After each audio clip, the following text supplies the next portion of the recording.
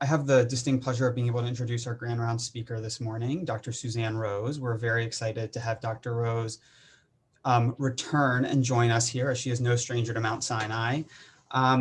Dr. Rose received her bachelor's and master's of education at the University of Pennsylvania before going on to Case Western Reserve University, where she received her MD.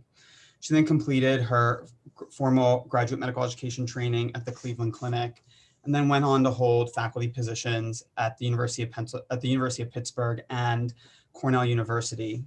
After that, she spent 13 years at the Icahn School of Medicine in various leadership roles, including Associate Dean for Academic and Student Affairs, the Associate Dean for CME, and the Vice Chair for Faculty Affairs.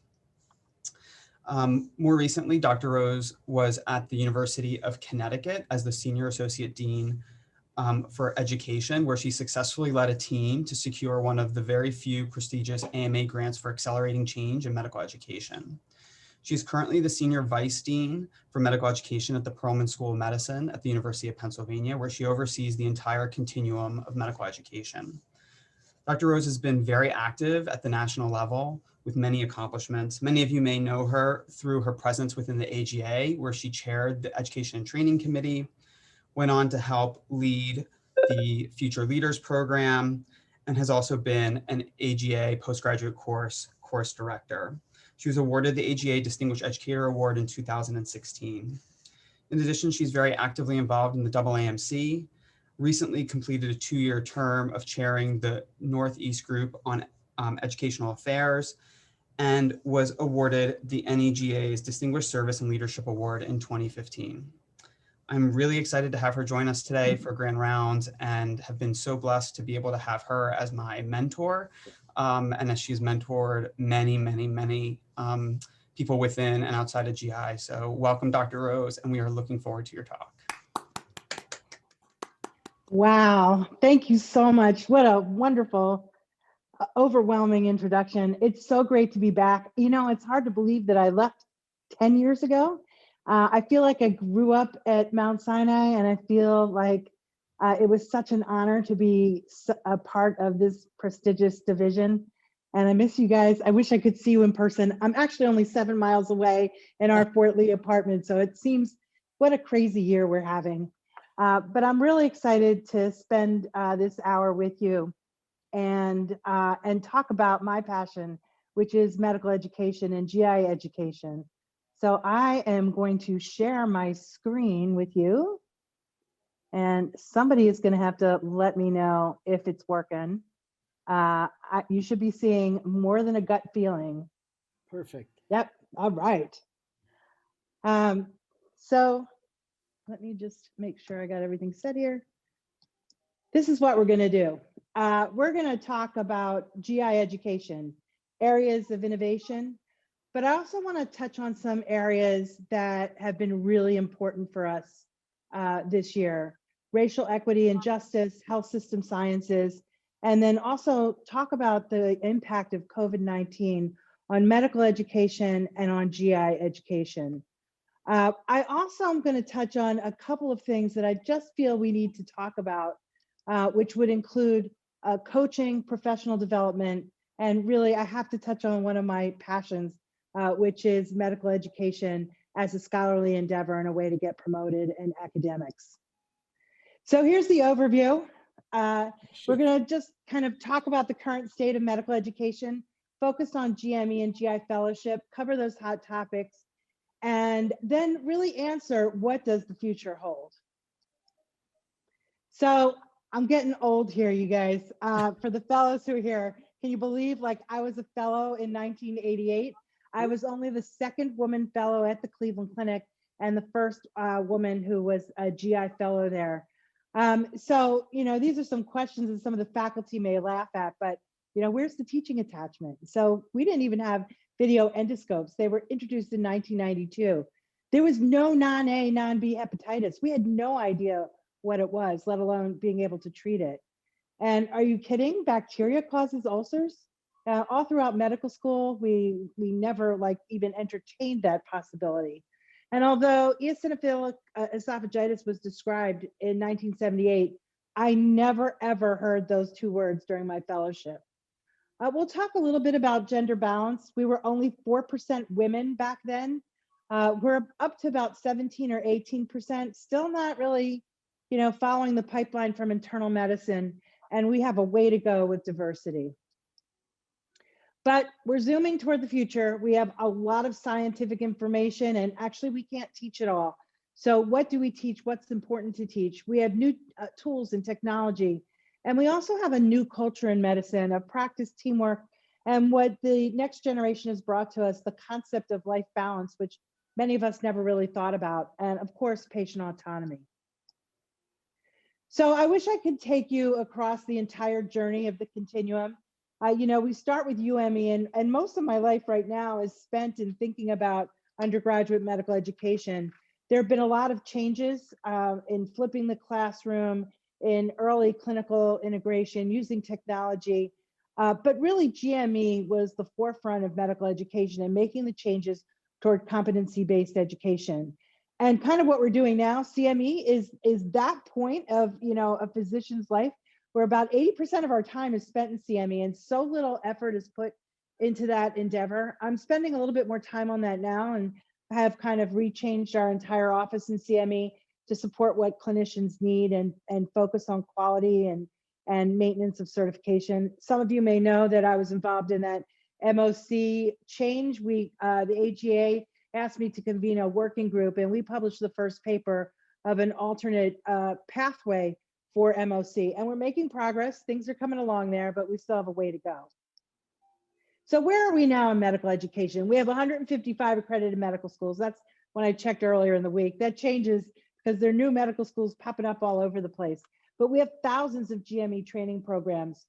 There's been huge curriculum reform efforts in undergraduate medical education, largely really inspired not only by the AAMC, but the AMA that had an accelerating change in medical education, which started with UME, where they actually offered these huge grants to think about some new concepts in undergraduate medical education, one of which I'll touch on at the end, which is coaching. And over the past 20 years, GME has really embraced the 6 competencies and brought those to the forefront. So I think, the sort of parent of medical education is Flexner, who in 1910 published this very detailed report with 4 themes, talking about standardization, where there was really a lack of rigorous curricula. And the recommendation that came out of that was the 2+2 curriculum of 2 years basic sciences and 2 years clinical medicine. Integration, there was really limited science and labs. It was mostly apprenticeships, and so lab learning was instituted. Habits of inquiry were really important and were really not available. So scientific inquiry was kind of brought to the forefront, and the idea of expert faculty, and then identity formation came forward. The report was really monumental at the time. It's continued to be considered monumental, but any of you who attended the AAMC meeting in the fall knows that the Flexner Award was renamed. The outcomes of some of Flexner's recommendations really did not do well for underrepresented in medicine students. Many of the HBCUs were eliminated, and also it was not very favorable to women. And so the AAMC took the Flexner name out of the Distinguished Educators Award and renamed it just to the AAMC, which is kind of an interesting phenomenon. So 100 years later, Dave Irby, Molly Cook, and Bridget O'Brien, through the Carnegie Foundation, came up with several recommendations with a call for reform in medical education. And a lot of this was focused on UME, but also considered the continuum of medical education, thinking first about changing pre-medical requirements, making sure that the alphabet soup of all the accrediting bodies got together and really coordinated, which has been a challenge, making sure that residency programs align with patient care and clinical education, and that we focus on education versus service, supporting the teaching mission with financial support and mentoring, and making funding for medical education transparent, as well as aligned with the missions. There was also a lot of this was related to the finances to support medical education, so that the societies would advocate for sustained funding from various sources to support med ed. and that there would really be some thought about developing a fair and balanced medical workforce policy. So I want to just kind of say that at the same time that all this was happening, for the past 30 years or so, we're learning more about how adults learn best. And, you know, we've all been through our own educational experiences from kindergarten through fellowship training and beyond. And what we learn is that children learn differently from adults. So when you take an adult in medical school or in fellowship, you have to make sure that the learning environment is safe, that it's relevant, that it's supportive, and that it draws on applicability to future problems. And there's really no place better than the clinical arena to do that, because really, when we think about it, patients and student-centered education is really important and does make it relevant. So we have a lot of opportunities to apply adult learning theory. The other thing that we have to think about, and this is kind of reflected in that little picture in Teach and Learn at the top, is that we're really moving from teaching to facilitating learning. This is a huge issue for academic medical centers who traditionally were looking at lectures that faculty give and their ratings on the lectures and how they get promoted for that. Well, how would a student know that somebody created this like incredible game that really facilitated their learning? And how are we going to support faculty in those endeavors? The AAMC actually many years ago already defined sort of 5 buckets of areas in medical education. And this was really for scholarship and what faculty might focus on: teaching, curriculum, assessment, mentoring and advising, and then leadership and administration. So there's been sort of a change in how we view education, not just from sort of a talking head in front of a classroom to these multiple areas where somebody can develop an expertise. And it's never expected that a premier educator would be great in all 5. Usually, especially those that get promoted for education, will pick 1 or 2 areas. So we also have to think about this as we start to dive in a little deeper on the competencies and GME, that any curriculum, whether it's going to be a fellows conference like you just had the last hour, or whether it's going to be an entire fellowship, needs to really be defined on educational principles. So you need to define the need, which is now more commonly known as the educational gap. Like, what does the learner not know and need to know? Then you develop learning objectives, which have to be in behavioral terms, and we'll talk about those in a second. Then you think about your curriculum, who your target audience is, what format do you want? Do you want a small group, a lecture? Do you want a simulation? So you have to think about all those pedagogical methods, and then how you're going to evaluate it. Are you going to evaluate your learners based on competency, or are you going to have a norm reference? And then also you have to think about evaluation of the program, not just of the learner. So I said I would tell you a little bit about the learning objectives. This is like one of my pet peeves. Back in 1956, Bloom developed what's called the taxonomy for learning objectives. And what that is that you need to make sure that you define what your learner needs to know in behavioral terms. You can't just say the learner needs to appreciate or understand, because there's no way to really measure that. So we can start at sort of the lower levels of knowledge, like this, the learner will be able to list or recite, to the very higher levels of learning. So for a more sophisticated learner, you would want them to be able to critique, to justify, to evaluate. And so all learning activities, and many of you have been involved in CME, you have to write your learning objectives before you can even get started. The other thing about education is, besides the curriculum, which we've already talked about, in the objectives, there is that assessment component. And we all know this. The fellows know this because they're not so far from the boards and from boards in the future. Assessment is going to drive the learning. What the outcome that you have to prove to be able to get licensed, or to graduate from medical school, or to finish your fellowship, the learner is going to be able to figure that out. So it's really important for those that are developing educational programs to think about that, to think not only about adult learning theory and what formats you're going to use, but really what the needs of the learners are. And sort of from my feeling, when I think about medical students and having to take the STEP exams, I actually view that as a separate issue. As I've told the students, I had to recertify for GI and in 10 years learn all the things, even just take hepatitis C again, all the things that have happened in the 10 years. I have to like sit down and really study it. And that's a little bit different from learning how to be a good doctor. And so, the question always, you can always ask, does the assessment drive the curriculum, or does the curriculum drive the assessment? And I'm sort of a believer of the former, because it's really based on what the learner wants and learner needs. So what about those assessments? And when we think about GI fellowship, the most common assessment is the attending's review of the fellow's performance at the end of the rotation. But there's actually a lot of options. And when we talk about the EPAs and some issues, because I think our biggest issue is what assessments can we use to assess our fellows. There are a lot of different options, from narrative evaluations, OSCEs, various standardized patient exams, oral exams, observed with just the attending observing what happens. And sometimes we do that, as we train in endoscopy or in motility, but there are a lot of other opportunities. And we should think about that, because rigorous assessment can not only inspire learning, but it can also influence values, reinforce competence, and also, really important, is reassure the public. So let's turn now to GME, and let's think about the history of GME.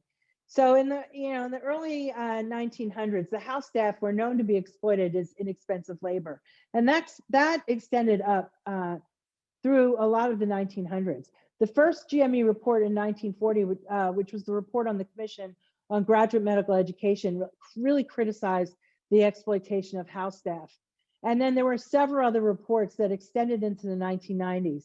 In the 1970s, there was actually a house officer union movement. And in New York City, there was a 4-day strike of house officers because of the long work hours and the conditions of being a house officer. So that led to reports from the 1990s on through the, in the 2000s, of really honoring the E in education and really thinking about the separation of service and education. And it's something that we struggle with. We still struggle with that today. And I'm sure the fellows can appreciate that. I know I did as a fellow, and things have changed, but there's probably still a way that we can go. In 2005, Ludmer published his report, A Promise Unfulfilled, and really identified 2 educational principles for GME. Really, the assumption of responsibility by house officers for patient management, where the responsibility should be graded. So they should increase in how complex they are over time, but they also need to be supervised by attending physicians. And then also refer to the caseload of what the house officers were carrying. So here's what happened at the same time. So in the late 1990s, the ACGME really started thinking about training of residents and training of fellows. And they created what was called the Outcome Project, where in 1999, the project began with 6 competencies defined. And everybody knows them really well now: patient care, medical knowledge, professionalism, interpersonal skills and communication, practice-based learning and improvement, and systems-based practice. And those were implemented in the early 2000s, these domains, where residency programs had to develop instructional methods and assessments to be able to integrate these competencies. And then residents and fellows were evaluated based on these competencies. Then later, just about 10 years ago, sub-competencies were created for subspecialties, and the milestone projects were just beginning through the ACGME. At the same time, the next accreditation system was developed, and this all encompassed these outcomes. And really, this next accreditation system was to enhance the ability of our institutions to prepare physicians to practice in the next century, with information technology, sensitivity to cost effectiveness, taking into consideration patient autonomy, and the use of health information technology to improve care. It was about not just accreditation of programs, but also about the advancement of the trainees which would define the accreditation of the systems and the programs. And so, you know, this was published in the New England Journal of Medicine in 2012, and really was, I think, an inflection point in GME education. And you all know, because you've been involved in it, it's just an alphabet soup of various requirements and things that our program directors have to do related to clinical competency committees, annual program evaluations.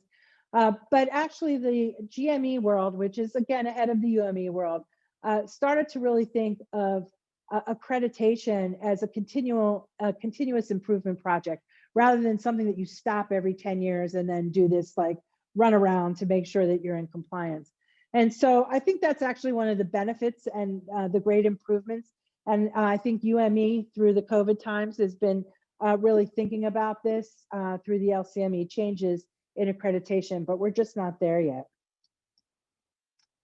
So in order for us to understand what happened in GI education, we have to make sure that we're on the same page in the terminology. And this is really confusing because we have to make sure we understand the words competency, competent, and competence, which, you know, sounds like it's an easy thing to do, but it's actually pretty complicated. So a competency is actually the observable ability of, it could be a health professional, it could be a baker, right? Of integrating multiple components using such as knowledge, skills, values, and attitudes. And competent is possessing these required abilities in all domains in that certain context. But competence means a lot more, much more than that. Not only do you have to possess the knowledge, but you have to be able to apply that to the clinical environment so that you can get optimal results. So a lot of this is based on Miller's pyramid of clinical competence. And many of you have seen this before, but the lower levels are knows how, and then as you advance, you can show how and does. And so these are based on, you know, specific knowledge, skills, and attitudes. And then by the time you're able to reach the pinnacle of the pyramid, you'll be able to really show that you're competent in a particular area. Also, you know, we have to talk about the Dreyfus model, because this is really what is embedded in the milestone project. It's thinking about the learner as a novice, and then an advanced beginner, and then competent, proficient, and expert. And the entire evaluation process that we've developed for our residents and our fellows now is really thought about at this concept. And so, you know, this isn't time-based evaluation. So a fellow who comes into the program, and, you know, when I trained at the Cleveland Clinic, we were not allowed to do colonoscopy till our second year. It was kind of a competency model. You kind of had to be proficient and expert in upper endoscopy, and then you did colonoscopy. And then you stayed a third year, you could do ERCP. But still, I mean, that was sort of time-based and not quite right, but almost getting there. Really what it is based on competency, because you may have somebody who is competent and able to do upper endoscopy as proficiently and nearly expert within a month or two, and somebody else who may take 3 or 4 months. And what we have to do is define milestones and points in time where we evaluate where that learner is at that particular time. So let's turn to that concept of milestones. That defines really a trajectory of competency acquisition. And particularly in GME, what we're tracking is the development of how our learners, our residents, and our fellows are in those 6 competencies that were defined back in 1999. And then, you know, a fellow has to reach a significant point of development to say that they're ready for independent practice. So you're looking at their competency at progressive over time. You're able to share with the fellow where they are, where they need to go. And again, it defines the floor of competency, and it doesn't eliminate aspirational goals.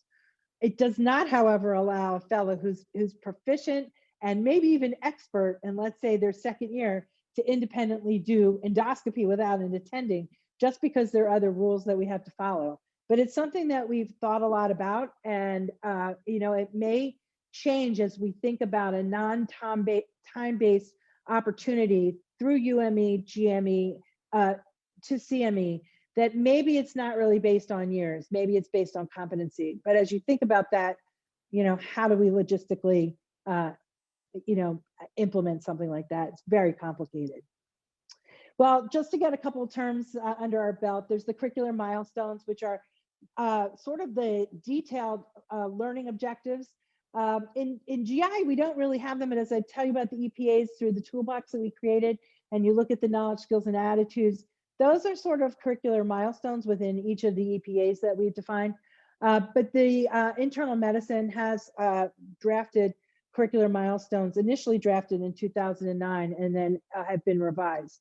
But the ones that you're most likely familiar with are the reporting milestones, because the attendings will have to report where you are. The CCC will meet to define where you are in the stage of development if you're a fellow, and to use it as a framework for decision making and an attestation of where any given trainee is at a particular point in time. So the competencies are organized to describe this development across the continuum from an early learner to somebody who's proficient or expert. And as you know, these have to be submitted to the ACGME as a report, which is why they're called reporting milestones. The other concept that we need to think about are the entrustable professional activities. And I actually love these because what these are, these define the core of the profession. And it's like if you were to ask somebody, what are the activities that we would all agree should be carried on by this trained specialist? Those are what the EPAs are. And they have to be observable and measurable. They have to reflect expected competencies. And these are not reportable to the ACGME, but they may be a mechanism to help us figure out those reporting milestones. So several years ago, the AGA asked me, and this is one of the most challenging and also most gratifying projects that I was involved in GI education. They asked me to convene all 5 GI societies, the AGA, the ACG, the ASGE, the ASLD, and ANMS. So we included the Motility Society, and it was informed by NASPGHAN, who actually had started working on EPAs in pediatrics before adult GI did. And we convened all the societies, which was really a feat in and of itself, and representatives from leadership and education of the societies created these 13 EPAs. And they seem so simple, but if you look at them, they're still available and they're on the websites. Each of them comes with a toolkit that kind of give you an overview of the goals and objectives, and then give you very discrete objectives of what fellows need to do in each of these 13 areas. Actually, I think they may even be more helpful to the learner because it gives the learner some ideas of what they need to do to be successful. So each of those sub-competencies are tracked by the EPA, and also we did it the other way. I'm not going to show you that because it's like a very complicated slide, and it's all sort of undone now because we're getting into milestone 2.0, which I'm going to tell you about now.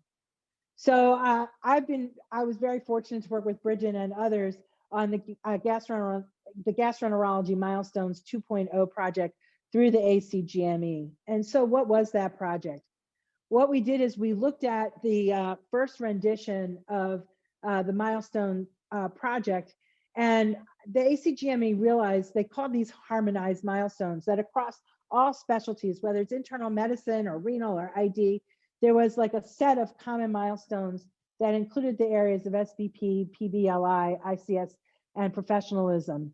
And we reviewed those and made some modifications, but what we really focused on were patient care and medical knowledge in gastroenterology and transplant hepatology. So in March of 2019, we were asked to think about what does the gastroenterologist of 2025 need to know? We did this brainstorming activity. We actually came up with some 30 descriptors, and then we were put into dyads or triads of committee members to develop themes for each of the sub-competencies. And we reviewed them, we edited them several times. We employed the Dreyfus model, which I have there again on the side, from novice to expert. We made sure that we simplified the process so that each sub-competency would have no more than 3 themes in each area. And we wanted to make sure that we use behavioral terms and positive descriptive language. And you're gonna see this coming to the forefront because the implementation is just a few months away on July 1st, 2021. So this is what it looks like. You're all familiar with this. It's very similar to what you've seen before. The sub-competency is listed at the top, And the milestones are listed at these 5 levels from novice to expert. So novice might be, what are the expectations for a beginning resident or a fellow? And level 5 would be the stretch goals, where they really exceed expectations. And to give you a practical look at one, this is the patient care data gathering and non-procedural diagnostic testing. You can see here that there's 3 rows for each of the levels, no more than that. So it doesn't get as complicated. Some of them don't even have 3 rows. You can see here in level 5, there's only 2 rows. So let's just look at this one a little bit more depth. For level 1, accesses data and gathers a history. For general internal medicine, performs a physical examination standard for general internal medicine, and selects and interprets diagnostic tests with significant assistance. So this is a beginning fellow coming into GI fellowship where they would be. And by the time they're gone, they should be at least at level 4, consistently synthesizing that data, consistently performing symptom-specific physical exam, and independently selecting and interpreting diagnostic tests. So these give us like milestones, points where the fellows should be able to reach it. And again, different fellows may reach this at different points in time. So in addition to the reporting forms that you will see, we also created a supplemental guide. And actually, a few of us are working on a paper to kind of put this all out there so it explains it to everybody. But we give some examples of the milestones for level 1. So an example would be obtains a general history, performs a general physical exam on a patient presenting with symptoms of anemia, and orders a complete blood count and iron panel. So that's just a very specific example. We could have used, any topic or any medical problem. We also have a list of assessments, models, or tools. This is the area that I'm most concerned about, that we don't have enough assessments and that we're challenged. We probably need to share these a bit more across programs. But as an example, to evaluate this, you might consider a chart stimulated recall, direct observation, multi-source feedback, and then curriculum mapping. Where you're going to have this particular issue in your curriculum is up to the program. That's not going to be mandated. And we also provided resources and some notations for program directors to be able to use. So I did want to just kind of point out that, again, that one of the areas that we're really challenged with is selecting assessments. And I challenge you to kind of think outside the box on that. There are several reports of innovative assessments in gastroenterology training. This was an observational study that came out that used objective structured clinical exams to assess GI fellow performance, looking at 4 things: the impaired colleague, handoffs, PEG discussions, and note writing and feedback. And using this type of assessment, the authors were able to determine composite scores for the milestones and also individual scores for individual fellows. So this is to remind me that we're going to transition now to another topic because there are a couple of things that I want to cover before we stop for discussion. And this first topic that I want to cover is race in medical education. The events of the spring with the murders of George Floyd and many others led us in academic medicine and across the country in all areas to take a step back and think of where we are. And in December, this article was written in Academic Medicine, Learning from the Past and Working in the Present to Create an Anti-Racist Future for Academic Medicine. So there's a lot of work thinking about what is in place in academic medicine and in our health centers right now. And I think the important thing to think about, and I think in our centers, is the symbolic violence. It's an exercise in power that confers legitimacy and truth on certain ways of seeing, being, and acting in our world. It underlies differences in health outcomes and health disparities. Just think of colon cancer screening for us. And it doesn't recognize race as a social construct. It's looking at race wrongly as a genetic issue. And it's specifically in academic medicine, it can result in exclusion from the profession and professional development, racism in the learning environment, exclusion from research, and disparities in clinical care. I don't know if you had the chance to see this article in JCI, but one of our colleagues and my colleague at Penn, Ratanya Carr, wrote an incredible article on the reflections of a Black woman physician scientist. And what she noted is that there's really a paucity of Black women, not only in the higher ranks of academics, but as chairs and also those involved in research.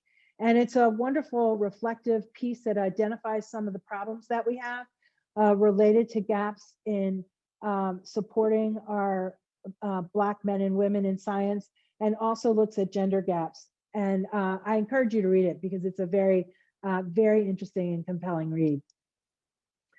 So through the AAMC, there's now a group of MESL, Medical Education Senior Leaders. These are those that oversee education across the continuum. And we're working together to create action to eliminate racism in medical education. So this report just came out just a couple of weeks ago. And really, we're sort of at the pre-contemplation and contemplation stage, but we need to get to the preparation stage and then action and maintenance. This is a continuous process. It's not going to be something that's a quick fix. It's an issue that we've had in our country for hundreds of years now, and we really need to recognize it, think about it, be open about it, and rectify it. That leads me to talk about also women in gastroenterology. And I didn't spend a lot of my career talking about it. I just kind of wanted to be in the mix. But look at where we are. I mean, we're not doing so well here. This red arrow that you can see here shows that we're at about 17 or 18%. And what we know is that women do work similar hours to men, but earn less. They advance more slowly. They're less likely to be promoted, less likely to have mentors, feel isolated and dissatisfied. And there's a lot of conflicts. When I was young, everybody told me about balancing their life. Nobody now is telling me about how to take care of my mother, which is like almost worse than taking care of your children, because now you're in the position of being a caretaker for somebody who once took care of you. So there's conflicts throughout your career, and women who mentor carry greater burdens, just like the tax on our underrepresented colleagues are asked to attend many meetings and to be representative for an institution or for a department or division. I was really excited to read this wonderful article from your group about gender in the endoscopy suite. So clearly you've identified some issues, and that was really terrific to read about that and see what's going to happen in the future.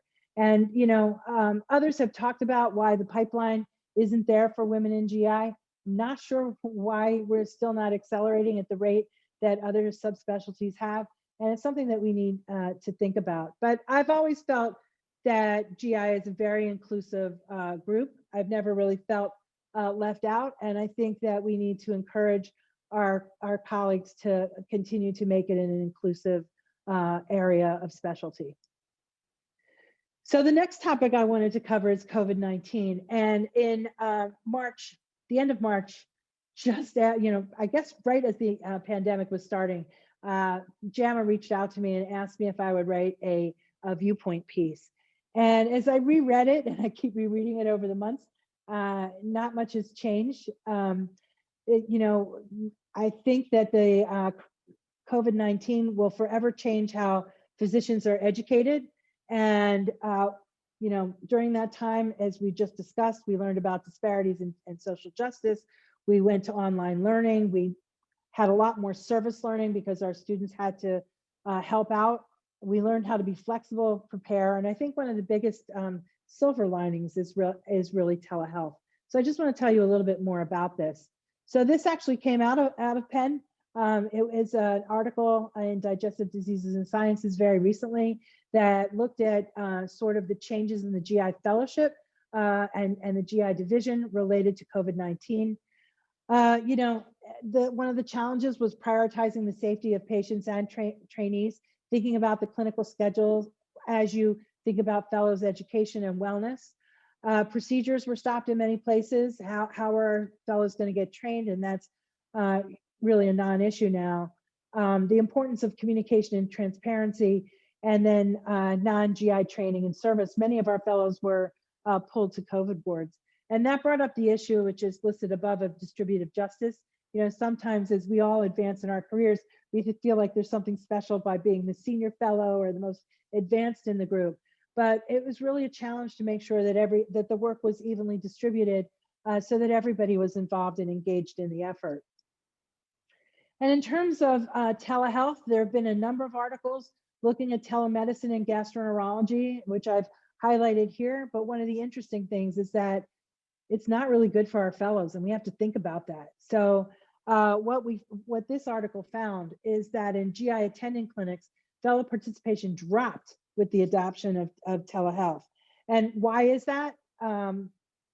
It's probably because of the logistics, but it brings up issues with, you know, how are we going to assess our fellows? How are we going to educate our fellows? Because they are going to be taking care of patients through telehealth. So it's something that we need to think about. And I actually believe that it's a different way of communicating, because when we were seeing patients in, let's say, an emergency room, the question we were asking is the patient sick? And now the question with telehealth is, do I need to see this patient? And it's a very, very different question. So I'm going to end by talking about just a couple things that are really important to me. I can't not talk about mentorship, because it's so important to develop the next generation. It may help us enhance our diversity. And there are a lot of articles about mentoring in gastroenterology. But what I wanted to focus on was coaching, because I'm kind of becoming a big fan of coaching. In 2011, Atul Gawande wrote this incredible article in the New Yorker. If you haven't read it, you'll find it interesting, because he kind of went into it saying, you know, in sports, we have coaches, but I go into the OR where people's lives are at stake, and I've never had a coach, but I don't need one because I'm kind of expert at what I do. And what he found out is that everybody can benefit from coaching, and coaching is different from mentoring, because it identifies a gap, it describes that gap and investigates why it is, and then it creates a plan to fill that gap. So we can think about effective coaching in the clinic or on the wards by establishing expectations, labeling the conversation as a coaching conversation, asking the fellow to self-reflect and give feedback immediately. Make sure it's based on observed information, and the fellow has to own it. Discuss the behavior, not the individual. Provide that corrective plan. And when you identify positive behavior, make sure that you encourage that as well, because that will make sure that it's repeated. And you always want to ask for comments and be open.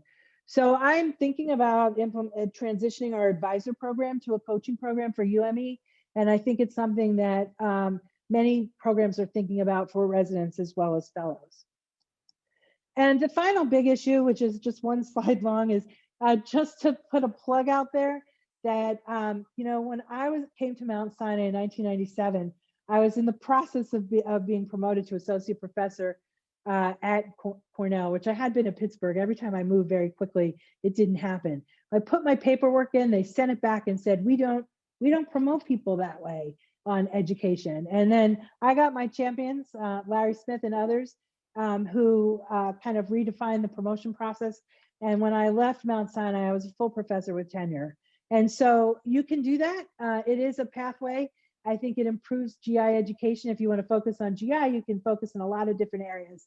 And we now have a very robust, I was like excited to be the co-creator of the AGA Academy of Educators. It's a home for educators. And now educational scholarship is presented at DDW. And so it just is a pathway, and remember that. So I'm gonna finish up by just asking you a lot of questions.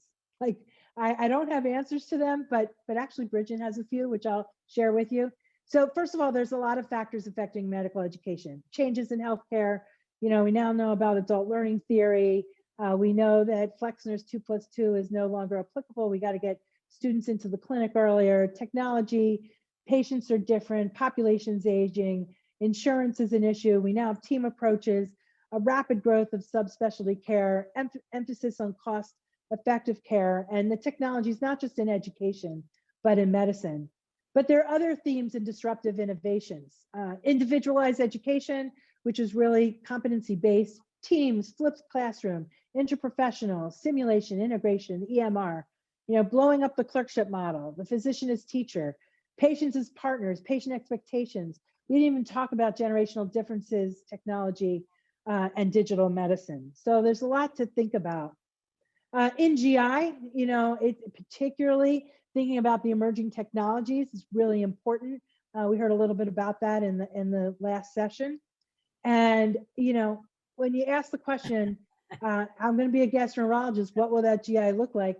I don't know. What is that gastroenterologist going to look like? So here's a bunch of questions for you. What are the prerequisites for training? And do we really need 14 years after high school to train a gastroenterologist? What's the duration of training? Who are the teachers? Does everybody become a gastroenterologist, just become a teacher? And how do we train our fellows? Are we just training them the way we were trained?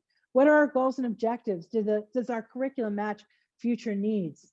Business models, patient satisfaction, leadership, quality. The assessments, which is like my pet peeve. What will the gastroenterologist actually do?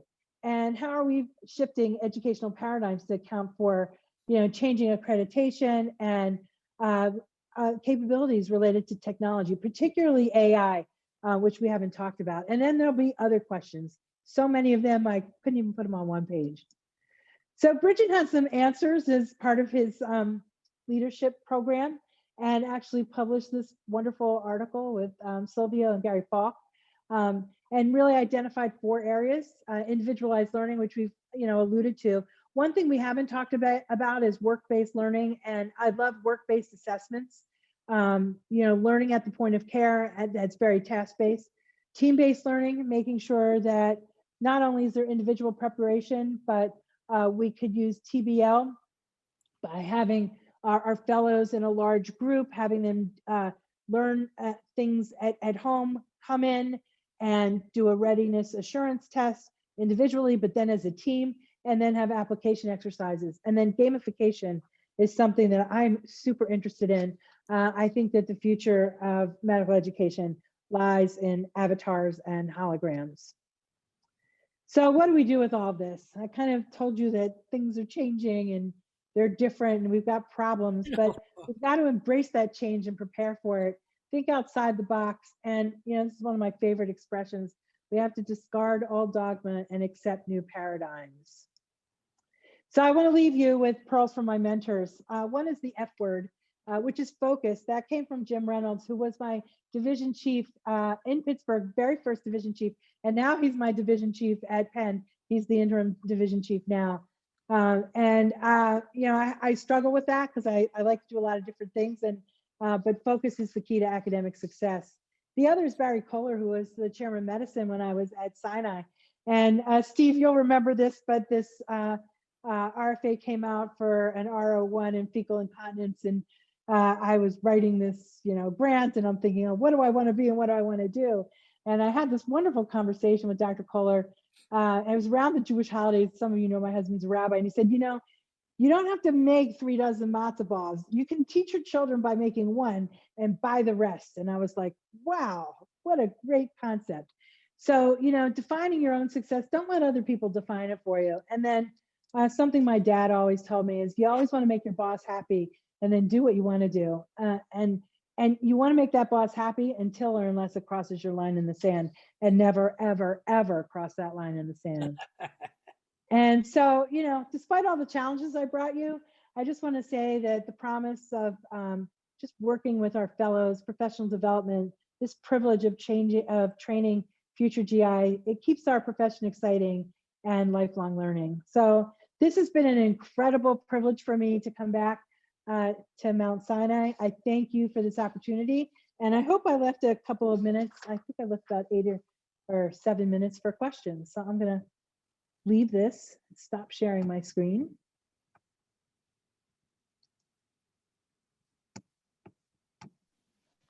Thank you so much, Susie. That was incredible. That was wonderful. You can't hear the applause, but individually, everyone is. Thanks. Great to see you. It's so I'm sure we have you. a bunch of questions. Susie, you left an important legacy on our school as well as on our division, and in your role as dean, and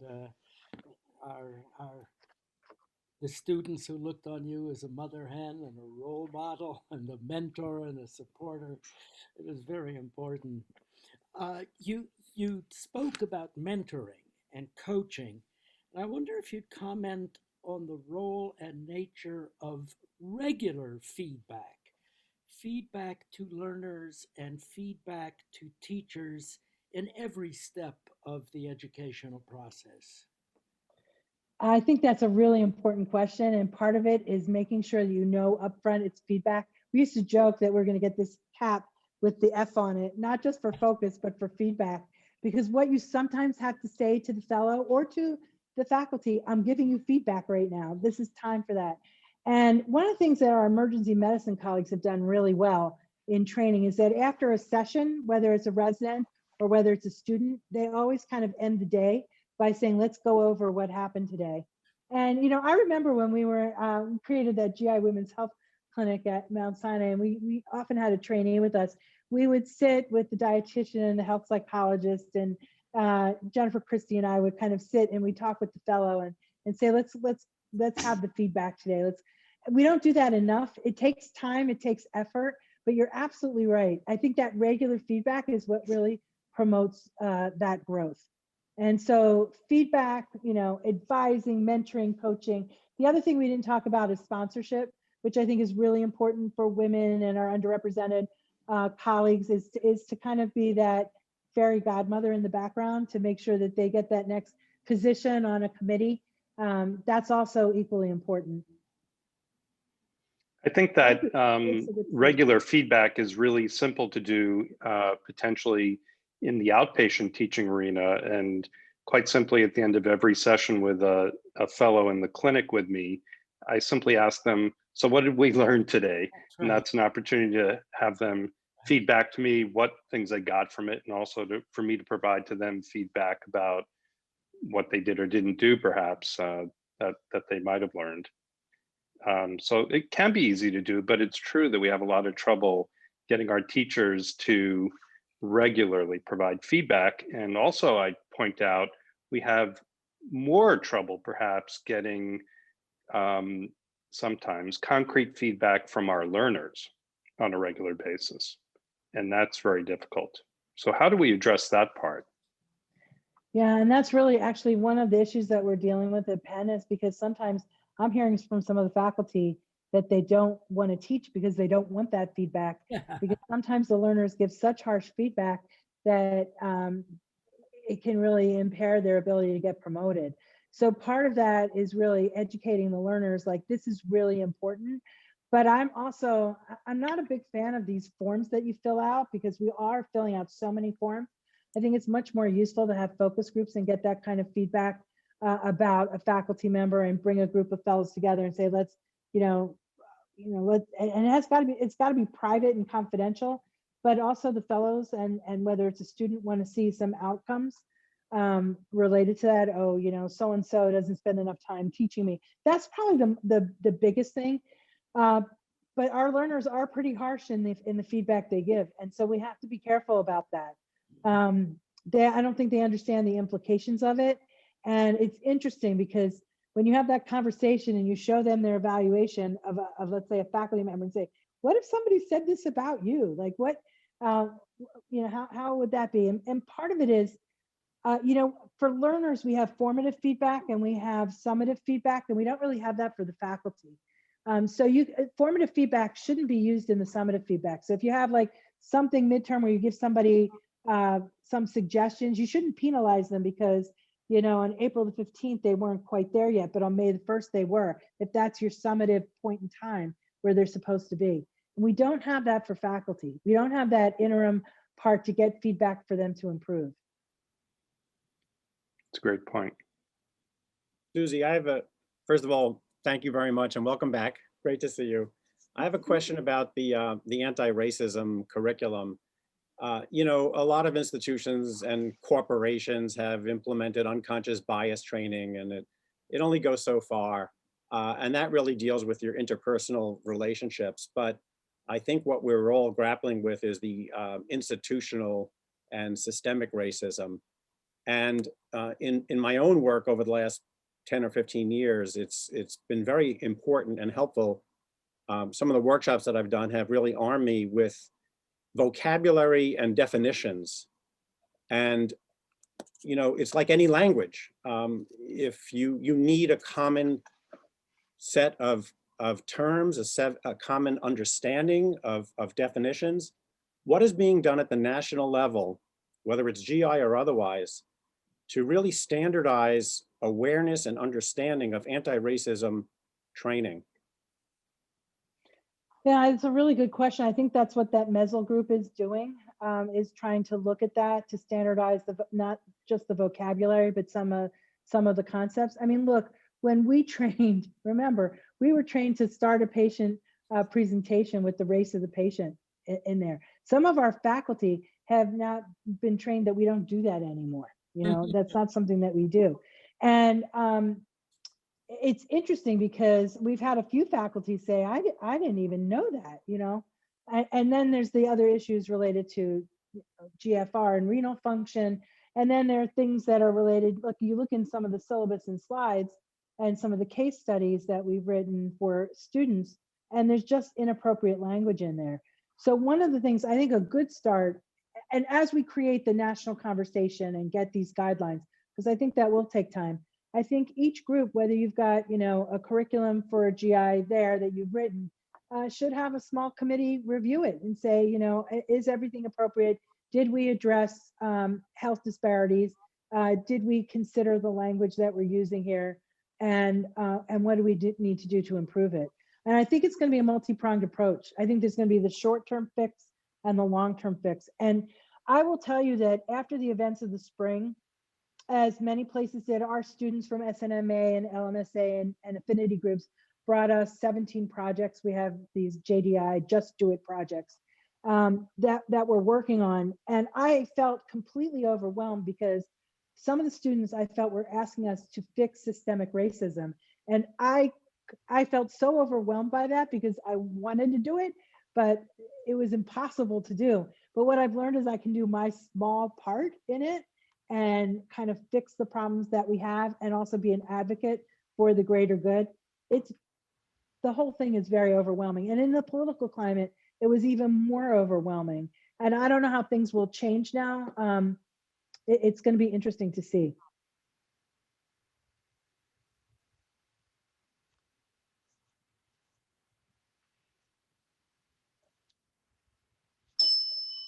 Richard, no questions. Oh, from you. I have one. Fine. I have one last question. So I guess and thank you for such a wonderful talk. So I think one of the struggles, at least in my mind, as I think about, the milestones, or we think about curricula, is particularly being in an academic medical center is, trying to develop people with depth within a particular focus area. But then when I look more nationally at what the health needs are of a larger population, those needs, may be different from what we're producing in an academic medical center. I'm curious how, thinking about what's going on at Penn, or as you've seen things at other places, how do we, as leaders and sort of people that participate in medical education, sort of rectify those two things? Like you've got these needs of the health, for GI health of like the nation, and this is what people need to know, versus trying to get people to, be able to pursue their individual passion and interests, whether it be in research and education or in some other aspect. It's such a great question. It's probably something I'd probably need to think about, but I think it leads us to sort of the whole concept of doing what we want to do and then doing what needs to be done. And it's kind of like one of my precepts, do what your boss tells you to do, which I'm hoping is like for the greater good, what's needed, and then do what I want to do and what's my personal interest. And I actually think you can do both, but we have to focus on what the community needs, because that's what we're here for. We're here for this altruistic reason to make a difference in the world and in health and in public health. And if we only want to do our one small little thing, and if our other 20 or 25 colleagues in our division want to do something obscure that's not for the greater good, we have to make sure that nationally somebody's addressing the greater good. And maybe I think that's a conversation. It's kind of at the level of the societies, because it doesn't have to be, there may be an institution that has a strength in one area and focuses on that, and that's okay. But we need to make sure that everything is covered, whether it's scientifically or whether it's just related to patient care and health systems. I think that's I think that's related to sort of workforce development, and are we, creating the appropriate workforce? And I think it talks to training to the top of your license and what that's going to look like. Because I wonder whether others, whether it'll be nurses or others, are going to do some of the things that I learned to do and I did initially in practice versus what's going to happen by a gastroenterologist. And I think that's a national conversation. I don't think that we can do that at an individual level, but it's a great question. Something I think about a lot, because I think around in education, we see that a lot. People do what they want to do, whether it's a teacher in anatomy or whether, it's somebody in like a surgery curriculum, and not what the student, what we need them to do. Wonderful. Susie, thank you so very much for joining us. Next time, Thank you, we Bruce. want you live on the campus, okay? I can't wait. Not in Fort Lee. I know. I can't wait. I'd love to come visit. Sometime soon, I hope. Thank you, and Thanks, take care. everybody. So great to see you all. Thank you, Dr. Rose. Thank Have a good day, you. everyone. Bye-bye. Talk soon, Susie. Bye.